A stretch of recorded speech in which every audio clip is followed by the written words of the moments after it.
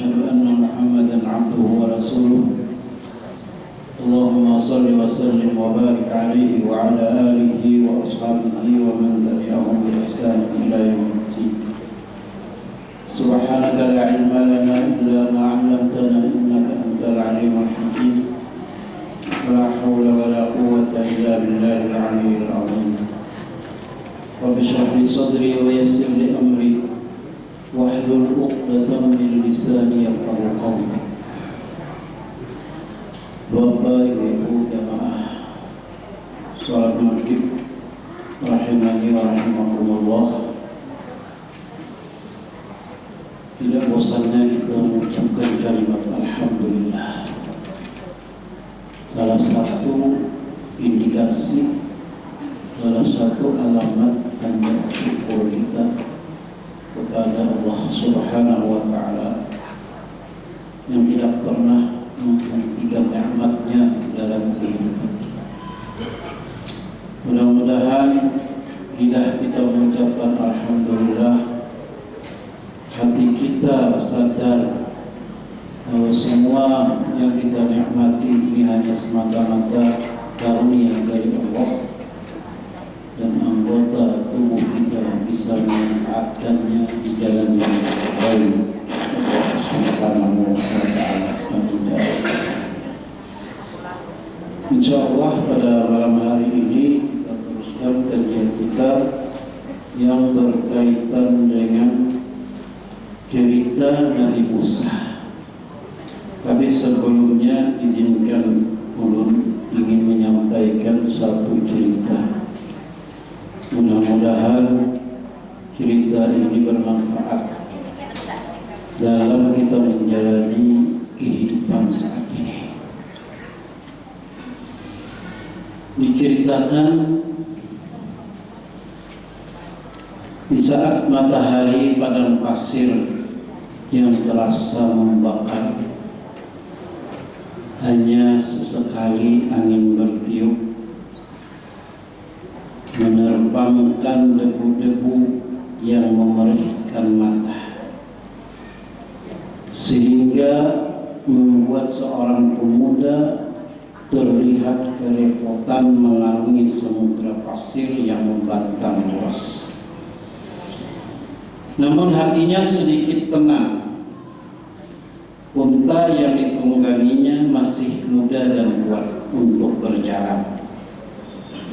Ia berharap kendaraannya ini sanggup untuk menempuh perjalanan yang masih jauh, karena separuh perjalanannya masih akan dia tempuh.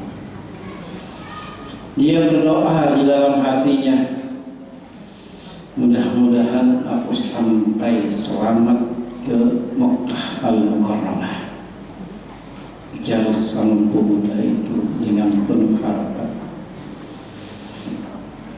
Dan aku bisa segera melihat Baitullah yang selama ini aku rindukan. Karena saat itu belum ada kamera, belum ada HP, belum ada televisi. Panggilan rukun Islam yang kelima itulah yang membulatkan tekadnya untuk mengarungi padang pasir yang terik. Di tengah perjalanan, tiba-tiba pemuda itu menatap tajam ke arah seseorang yang tengah berjalan sendirian di padang pasir. Ia pun bergumam, mengapa orang itu berjalan sendirian di tempat seperti ini? Sebuah tindakan yang sungguh berbahaya. Pemuda tersebut menghentikan untanya di dekat orang itu.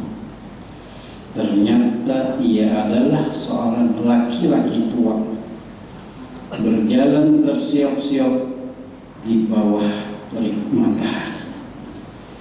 Kemudian pemuda itu turun dari kendaraannya, dari untanya, dan menghampiri orang tua tersebut seraya bertanya, "Wahai bapak tua, bapak mau kemana?" Tanya sang pemuda itu ingin tahu.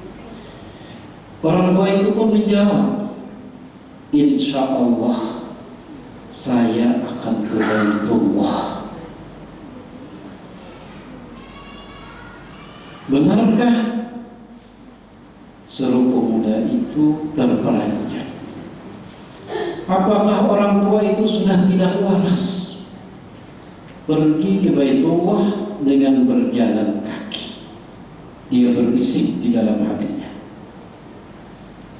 betul nak, aku akan melaksanakan ibadah haji. Kata orang tua itu meyakinkan.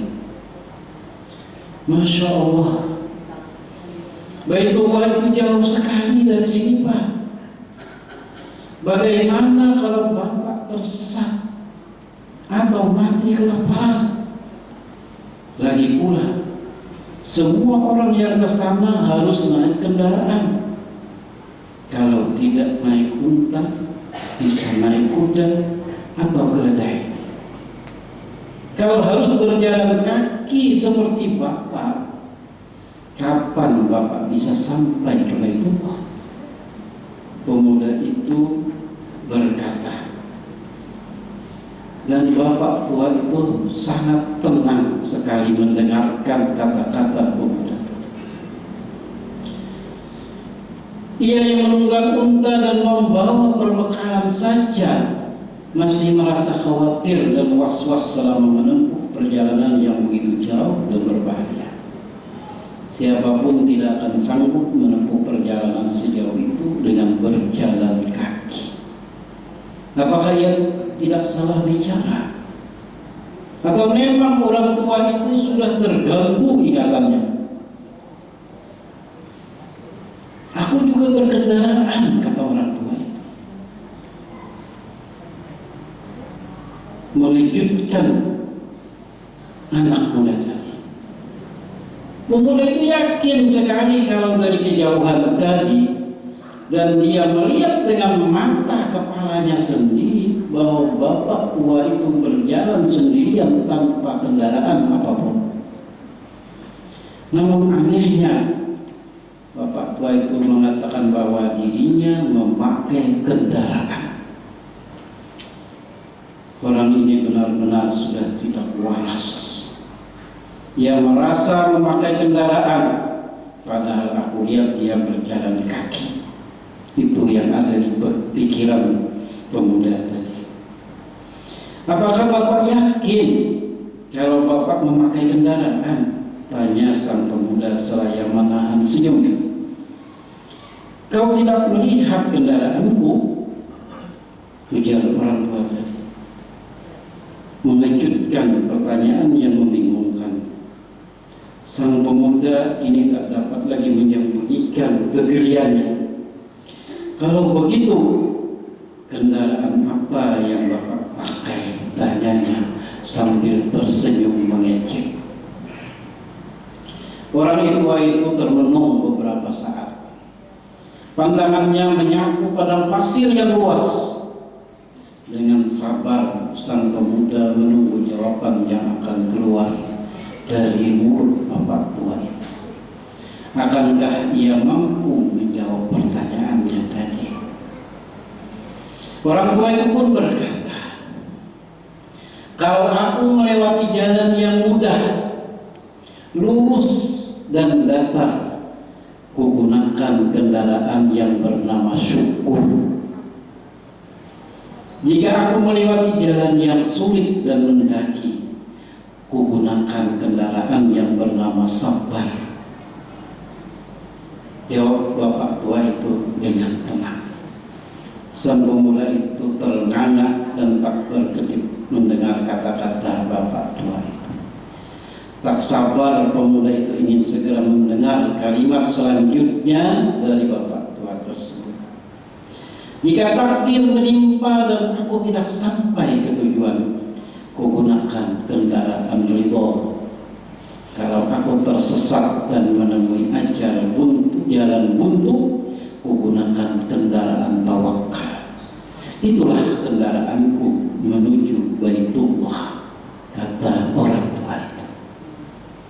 Mendengar kata-kata tersebut, sang pemuda merasa takut, seolah melihat untayan mutiara yang memancar indah, menyejukkan hati yang sedang gelisah, cemas dan gundah. Perkataan bapak tua itu amat meresap ke dalam jiwa anak muda tersebut. Maukah bapak menaiki kendaraanku? Kita pergi ke Baitullah bersama-sama, ajak sang pemuda dengan sopan. Ia berharap masih dapat mendengarkan untayan-untayan kalimat mutiara yang menyejukkan jiwa dari bibir bapak tua itu. Terima kasih nak, Allah sudah menyiapkan kendaraan untuk aku, tak boleh menyia-nyiakannya dengan ikut menunggang kendaraan. Aku akan menjadi orang yang selamanya bergantung kepadamu, sahut bapak itu dengan bijak. Jika aku ikut kendaraannya. Tahu Anda siapakah sosok orang tua itu? Tutur katanya mencerminkan keimanan yang sangat tinggi. Ternyata bapak tua itu adalah seorang saleh yang sering kita dengar namanya, Ibrahim bin Adham rahimahullah.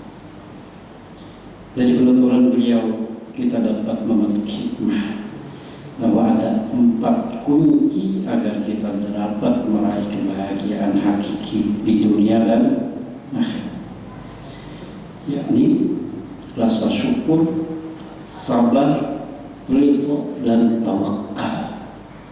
Syukur, sabar, ridho dan tawakal. Ternyata kita tidak perlu jatuh bangun mencari sumber kebahagiaan, bukan banyaknya harta dan materi yang dapat membuat tenang dan bahagia menjalani hidup, bukan karena pangkat dan kedudukan yang dapat membuat kita mulia dan dihormati, bukan karena istri atau suami yang rupawan atau anak yang membuat kita hebat. Sumber kebahagiaan hakiki manusia bersumber dari hati mereka masing-masing. Bagaimana hati kita bisa senantiasa bersyukur atas segala kebaikan dan kelebihan yang telah dianugerahkan oleh Allah kepada kita, bersabar atas segala ujian dan kesempitan hidup yang Allah timpakan kepada kita, ridho dengan segala ketentuan yang Allah takdirkan untuk kita, baik berupa kebahagiaan atau kesengsaraan, dan tawakal kepada Allah atas semua urusan kita.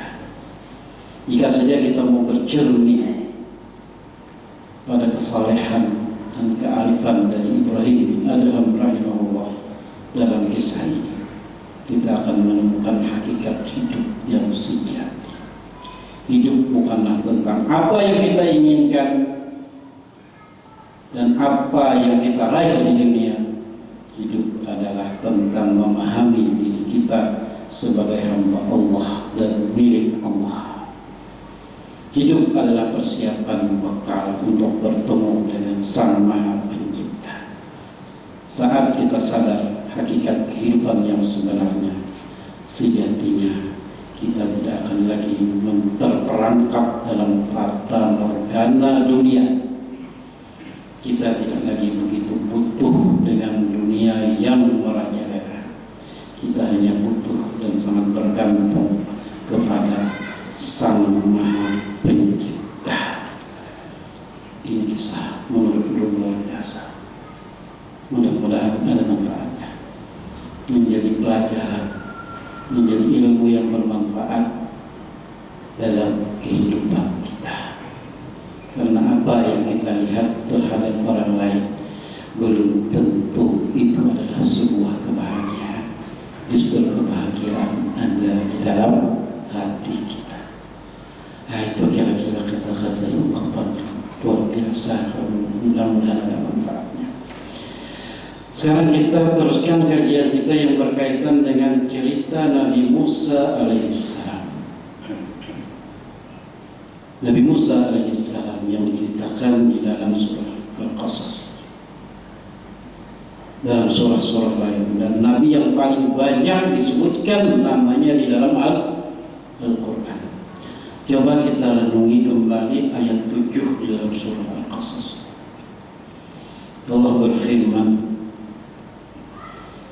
A'udzu billahi minasyaitonir rajim. Wa auhayna ila ummi Musa an ardi'i fa idza khifti 'alaihi fa alqihi fil yammi wa la takhafi wa la tahzani inna radduhu ilaiki wa ja'iluhu minal mursalin. Para ulama mentadabburi ayat ini dari sisi teksnya. Yang pertama, kata ulama, di ayat ini ada dua perintah, ada dua larangan, ada dua kabar bahagia. Subhanallah. Satu ayat ada dua perintah, ada dua larangan, ada dua kabar bahagia sekaligus. Kita yang sering membaca ayat ini hanya kadang-kadang mengerti dari sisi maknanya bahwa ayat ini menceritakan tentang bagaimana Musa alaihissalam di waktu kecil, ialah ditaruh di sebuah tempat kecil, kemudian disuruh dihanyutkan di air, ialah wa wahayna ila ummi Musa an ardi'i. Kami wahyukan. Jadi wahyu di sini bukan berarti ibu Nabi Musa itu menjadi seorang nabi, tidak. Karena nabi dan rasul itu tidak ada perempuan. Tidak ada perempuan. Dalam tafsir mengatakan di sini ilham kepada ibu Nabi Musa. Di awal cerita Nabi Musa alaihissalam ini ada tiga peran penting. Ada peran penting dari tiga orang wanita. Dari tiga orang wanita. Ini luar biasa ini, peran wanita dalam kehidupan mengantarkan seorang yang akan disebut dalam sejarah sampai hari kiamat. Nah, yang pertama perintah Allah apa? Al-ardi'i, susui dia, perintah kepada ibu Nabi Musa. Yang kedua, wa idza khifti 'alaihi fa alqihi fil yam, perintah dari Allah. Kalau kamu takut tentang keselamatan Musa, maka hanyutkanlah dia di air. Perintah. Kalau ibu disuruh menyusui itu wajar, ya Pak. Tapi begitu ibu disuruh menghanyutkan anaknya di air, kira-kira naluri seorang ibu mau pada terima? Bu, mau lah? Tapi ini perintah Allah. Nah, ya Pak, di situ naluri sudah tidak berfungsi lagi, tapi iman yang berfungsi. Kalau sudah perintah Allah itu perasaan itu sudah tidak berfungsi lagi, tapi iman yang harus berfungsi. Fa'alqihi, lempar, hanyutkan dia. Coba bayangkan, bayi harus disusui, disuruh dihanyutkan. Menyusui itu naluri seorang ibu.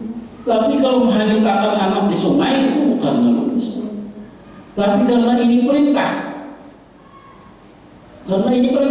harus dilaksanakan, mengalahkan perasaan dan naluri. Jadi secara syariat itu kalau sudah perintah, perasaan, naluri itu hilang. Kalau masih aja berarti belum ada sami'na wa ata'na.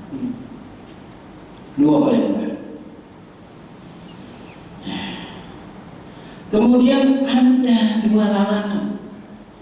Diperintahkan menghanyutkan, tapi dilarang wala takhafi. Jangan takut. Pakai sarung. Bahaya. Biasanya, ya loh.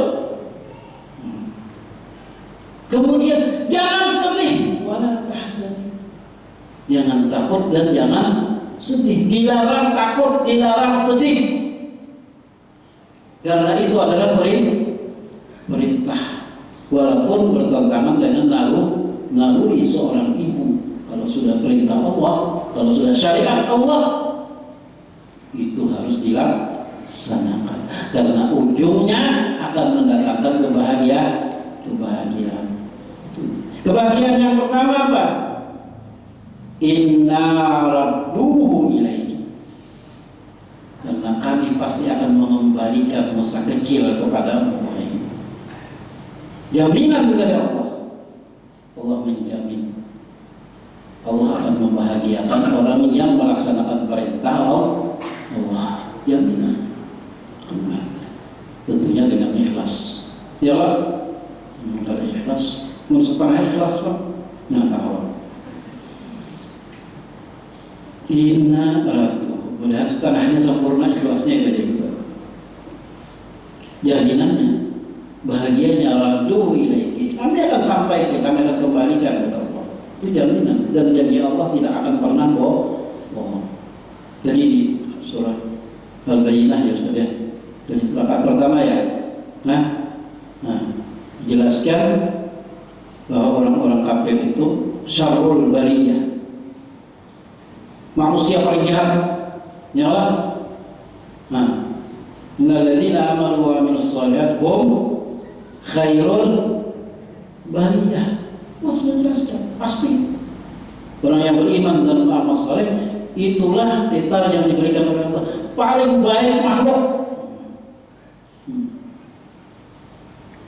dan diberi surga. Itu kan ayatnya. Apa lagi? Kalau mau melaksanakan perintah Allah, walaupun ada kada nyaman dah, maka kada boleh akan sedih, jadi kada boleh akan takutan. Lakukan. Karena kami akan kembalikan yang kedua apa? Waja'aluhu minal mursalin. Waktu masih bayi sudah sampaikan kepada ibu, dan kami akan jadikan Musa kecil alaihissalam menjadi seorang rasul. Artinya hamba yang terhormat di sisi Allah Subhanahu wa ta'ala. Dari ayat ini para ulama mengambil istinbat bahwa kalau itu perintah, jangan balak-balak, jangan takutan, jangan sedih, karena akan mendapatkan kebahagiaan. Perintah mengeluarkan zakat, sedih. Kenapa? 250 juta zakatnya. Sebuah avanza, sedih. Yang nomor 2.500 masih sedih. Tapi karena itu perintah ya sudah, masih banyak yang tinggal ya. 250 juta itu berapa? 10 miliar Pak. Banyak yang tinggal lagi. Ya, jadi ya. 2,5%.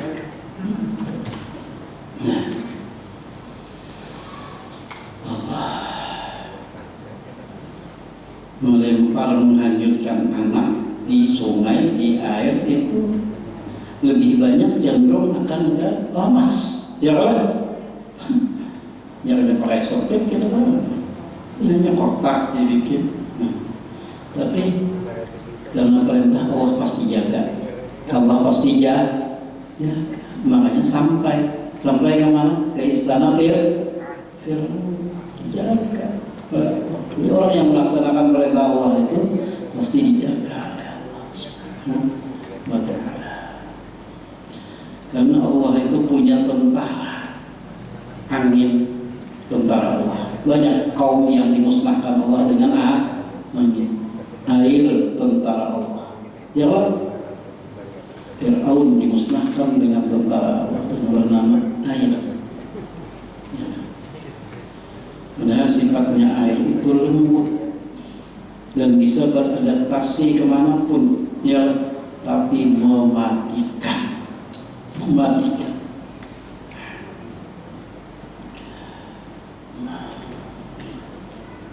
Sebelum dihanyutkan, disusui dulu. Disusui. Kenapa? Karena saat itu Nabi Musa kecil merasakan air susu ibu kandungnya. Nanti setelah sampai ke istana Fir'aun, banyak yang mau menyusukan, tapi Nabi Musa tidak mau. Karena beda, karena air susu ibu itu lebih sempurna, ya Allah, lebih sempurna. Peran ibu Nabi Musa. Begitu dihanyutkan, apa yang terjadi?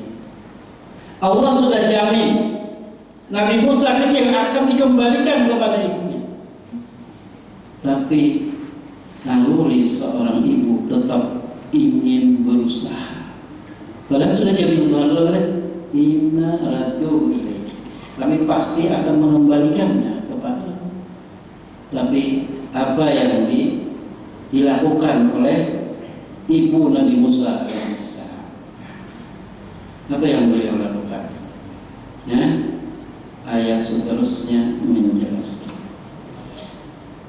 Wa qalat li ukhtihi, peran seorang perempuan lagi. Wa qalat li ukhtihi, dan berkata ibu Nabi Musa kepada saudara Nabi Musa, saudara perempuan Nabi Musa, qasihi, ikuti dari jauh. Ikuti itu kemana? Larutnya tabur atau peti yang dihanyutkan, yang di dalamnya itu saudaramu. Ikuti kemana? Walaupun ibu Nabi Musa sudah yakin bahwa Allah pasti akan mengembalikan. Buktinya yakin kenapa? Karena memang dihanyutkan. Kalau kada yakin kira-kira kalau kada jadi mampu. Ya Allah, kalau kada yakin toh, wah ini bisa tinggal dalam mana pun ini. Nah, daripada tinggalan kada jadi ya Allah. Tapi karena yakin bahwa itu akan dikembalikan oleh Allah, udah amin. Tapi keyakinan itu tidak menutup usaha, tidak menutup usaha. Ada ikhtiar. Wahai anakku perempuan, ikuti itu, ikuti kemana larutnya itu peti yang di dalamnya saudaramu. Ini peran seorang perempuan lagi, ya. Jadi saudara perempuan itu jangan dianggap enteng. Kita menggali biasanya antara saudara laki-laki dan perempuan, nah datang pada itu bisa saudara perempuan, ya lah.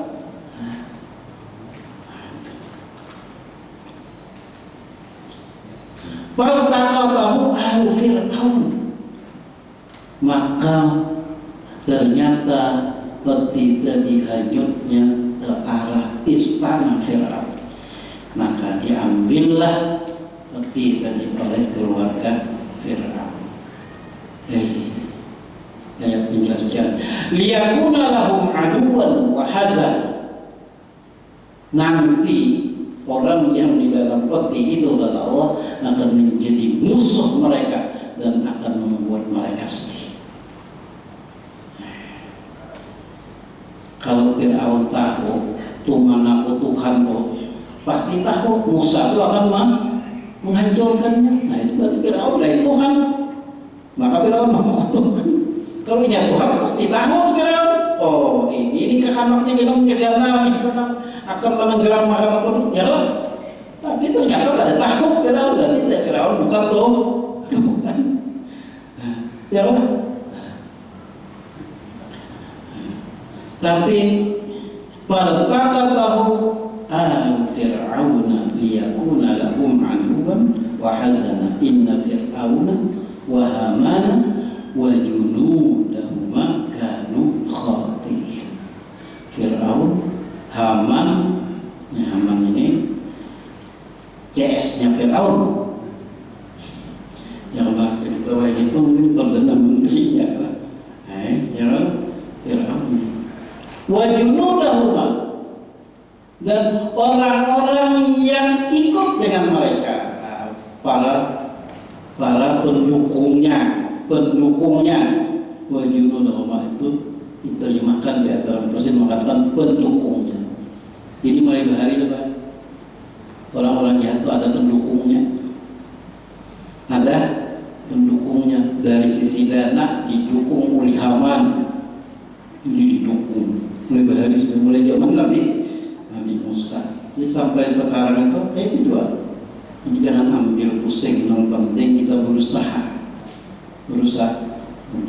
Mengkadada nang jahat kada perjuangan ya. Wa junudahuma, dan pendukung Fir'aun dan Haman ini kanu khati'in, sebenarnya salah mengira, salah.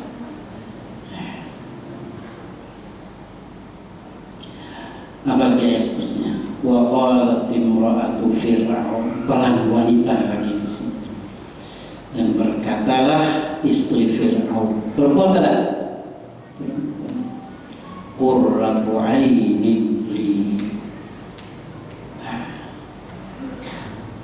jadikan ini anak kita angkat sebagai anak, menjadi penyejuk mataku, kata istri. Jadi peran ibu-ibu itu luar biasa, boy. Kawat mengalahkan kesakitan laki. Fir'aun ini kok bahwa Musa kecil ini dari Bani Israil, cuma gak tahu orang ini cuma macam menghancurkan. Dan Fir'aun sudah bikin undang-undang kalau Bani Israil ada melahirkan anak laki-laki harus dibunuh. Tapi karena bujuk rayu, dan Musa memang ingin dibunuh oleh Fir'aun, ingin dibunuh. Tapi bujuk rayu seorang istri itu bisa melemahkan suami yang keras, bisa merebutkan hati. Nah, itu peran istri. Ibu, berikan. Peran dia itu dalam rumah tangga sangat penting, ya Allah, sangat penting. Dia masih ingatkah kisah Nabi kita Sallallahu Alaihi Wasallam ketika pulang dari Jabal Nur, jadi dari Gua Hira, yang didatangi seorang malaikat yang bernama Jibril. Ya Allah, di saat Nabi sedang berdiri di atas gunung, tiba-tiba datang seseorang yang mengaku, ana Jibril, saya malaikat, wa anta Rasulullah, dan kamu Rasulullah. Kemudian dia peluk Nabi kita itu, jaga bahasa kita wahai itu sampai nari berhina. Namun pelukan orang kuat, manusia masih biasa, ini malaikat kuatnya luar biasa. Setelah itu Nabi pulang, ya Allah, ke rumah. Apa yang Nabi katakan? Zammiluni, selimuti aku. Nabi menggigil ketakutan. Disitulah peran istri tercinta Khadijah radhiyallahu anha. Zammiluni. Kemudian dia selimuti Nabi kita selesai sampai reda ketakutannya. Kemudian beliau baru bertanya, apa kisahnya? Jadi laki itu datang ke rumah itu lagi takut tuh, jangan ditakuti dulu kan apa? Digembirakan dulu. Ini ada, kadang-kadang ditambahin pelan takutan. Jadi juga ketahulah kalau umpatan lah aja. Nah, iya betul. Ini kada peran Siti Khadijah radhiyallahu anha. Apa yang dimintanya lakukan dulu. Selama permintaan itu tidak maksiat. Setelah reda hanya ditakuni. Maka setelah ditakuni Siti Khadijah radhiyallahu anha, Nabi hanya berkisah. Ujar Nabi gini. Laqad khasyitu ala nafsi. Aku takut terhadap diriku, katanya. Apa yang dikatakan oleh Siti Khadijah radhiyallahu anha? Faqalat kalla, wallahi kalla, kata Siti. Demi Allah, tidak, kata Siti Khadijah. Ma yukhzika Allahu abadan. Allah selamanya tidak akan menghinakanmu. Innaka latasirur rahimah wa tahmilul kalla wa taksibul ma'dumah wa taqrid dhaifa wa tu'inu ala nawaibil haqqi, kata Siti Khadijah menenangkan Rasul sallallahu alaihi wasallam. Mudah-mudahan ada manfaatnya. Jadi di sini kelihatan peran wanita di saat Musa alaihissalam waktu kecil. Jadi peran seorang ibu itu luar biasa. Mudah-mudahan peran ibu yang baik-baik itu dijadikan amal saleh oleh Allah Subhanahu wa taala yang akan menyertai suaminya masuk ke dalam surganya Allah Subhanahu wa taala. Amin ya rabbal alamin. Mohon maaf atas segala kekurangan dan kesilapan. Subhanallah wa bihamdika asyhadu an la ilaha illa anta astaghfiruka wa atubu ilaik. Assalamualaikum warahmatullahi wabarakatuh.